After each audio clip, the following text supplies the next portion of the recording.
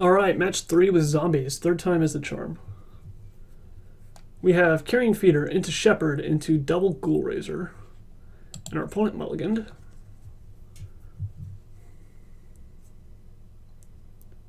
It's always nice to have one Carnophage or one Stangerphage at least in your opening hand to actually apply real pressure, but we have a good mix of lands and spells, so I'm going to keep. Looks like we're up against Kuldotha Jeskai or Is It Blitz? Alright. Attack. Play the Shepherd first for mana efficiency. Oh, cool. We're going against Izzetron.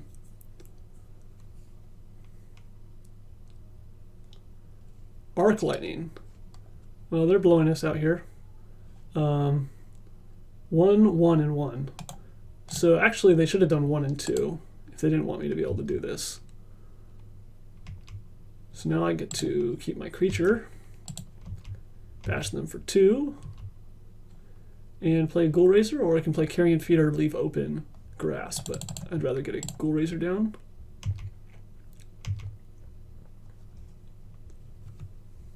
Second Tron piece is there.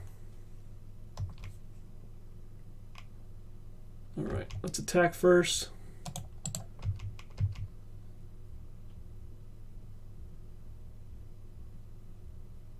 Repeal us. Okay. I have the option of sacrificing this in response. It puts it in our graveyard for Ghoul Raiser or Angler, and it doesn't let them draw a card, which could be relevant. I think I'm actually going to do that. We already can play stuff this turn. We can play another Carrion Feeder, for example, so I don't think we want that second one at the cost of giving our opponent a card. So Ghoul Raiser could be the choice here, but it's a little bit slow. So I think I'm going to go Carrion Feeder, Wretched Anurid, and pass.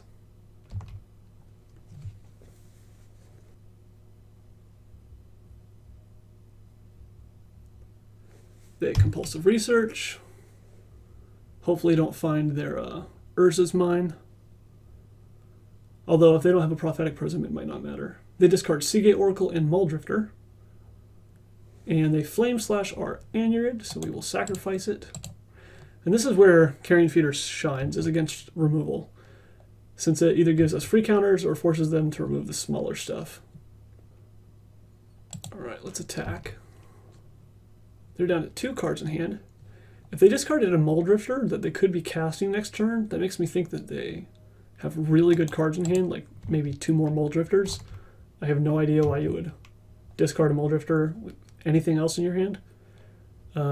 Expedition Map isn't typically played in the blue-red Tron builds, and they would have just cast it. A Rolling Thunder, perhaps, would be better than a Muldrifter here, since they can clean up some small creatures. So here I can Shepherd of Rot, hold up and grasp. I can Ghoul Raiser and hope to get the Carrion Feeder so I can actually play something this turn. Also, playing the Ghoul Raiser takes one thing out of the yard that I could be exiling to the Angler, which is potentially a good play. I can also sacrifice the Ghoul Raiser on the field to the Carrion Feeder and just cast an Angler, which is good against Rolling Thunder unless they have an Urza's Mine. It's also pretty decent against Muldrifter since it can just start attacking. It's even good against Oolong's Crusher since I have a Grasp of Darkness. So yeah, as odd as this sounds, I think I'm going to sacrifice a creature for no value. And then make my Ghoul Raiser worse by exiling all of its food from the yard and just playing Angler, because I don't think they can deal with it easily. I don't really have the long amount of time needed to play the Ghoul Raiser, get back something, play it, and get value and play the Gurmag Angler later in the game, because our opponent discarding that Muldrifter to Compulsive Research indicates that their hand is very strong, and we don't have that kind of time before they potentially get Tron online or just start training Muldrifters into Muldrifters. Okay, and that looked like the correct play because they conceded in the face of the Gurmag Angler. And we get to sideboard. Alright, against Tron, we don't want Shrivels. Now, against Temur Tron, we do want Choking Sands. The problem is with Choking Sands versus Izzetron. And as you can see, they have a lot of 1 and 2 and 3 and 5 mana spells that don't need Tron Online at all. Tron is an incidental bonus they get after they've been compulsive researching and drawing cards with Mull Drifter. Eventually they get Tron Online, and then they get to go nuts with Rolling Thunder. Rolling Thunder is very good against us, so it's nice to be able to shut that off. It's also nice to be able to keep them away from 5 mana for hardcast Mull Drifter. So we could still board in the Choking Sands. So we'll think about it. Duress is good against removal spells. Undying Evil is good against removal spells. We do not want these Silhouette Life Staffs. This is not an aggressive matchup. So we probably want some combination of these, and probably no Choking Sands. And what are we going to take out?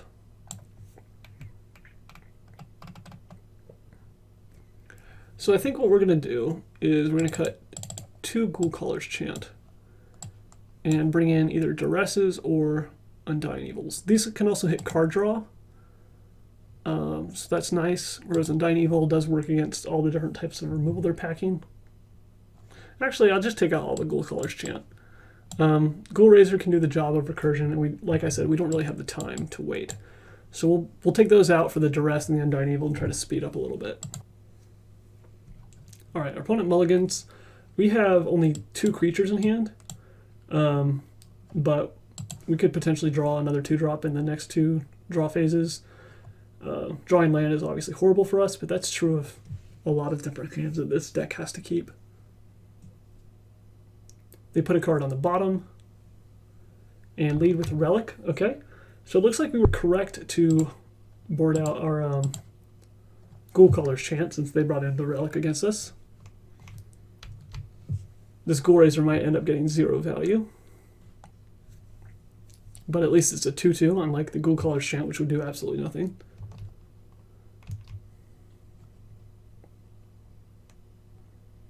Pay some life. Attack them. Not going to hold open a removal spell.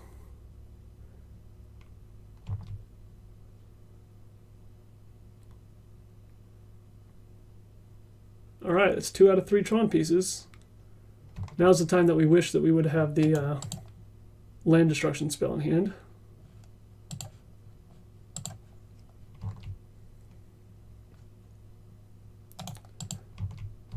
So here, if Relic was not online, I could sacrifice a creature post-combat to try to power up this Ghoul Razor, but since it is online, that trick will not work.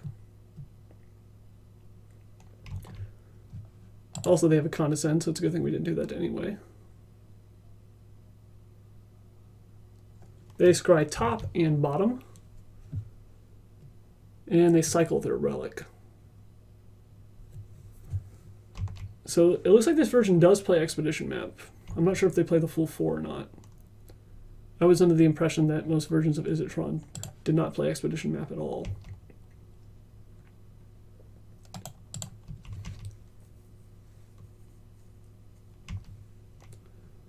Bash for 3. This time I'm just going to assume that our opponent does not have a counterspell, because if they do have another counterspell, we're just way too far behind since they'll have Tron online and they're countering this. So I'm going to take the more aggressive line and sacrifice that creature to Carrion Feeder and get it back and replay it. Alright, they're on a 2-turn clock, but they do have Tron online now, so what can they do with that? Probably play Mull Drifter? If it's just a Crusher, we don't care about that because we have a Verdict.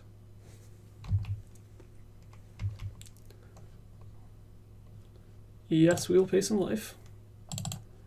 Yes, we will make you sacrifice your huge Crusher. Bash. Anurid. Alright. They can't Rolling Thunder us unless they somehow get 2 red mana from 2 Prophetic Prisms. Sweet, we win the match. Alright, very cool. So I think we're a little bit more favored versus Teamertron since they pack less removal than Izzetron does, but apparently they could not find the red mana this time, so they weren't able to get rid of our creatures, and we were fast enough to kill them. So we are on to match 4.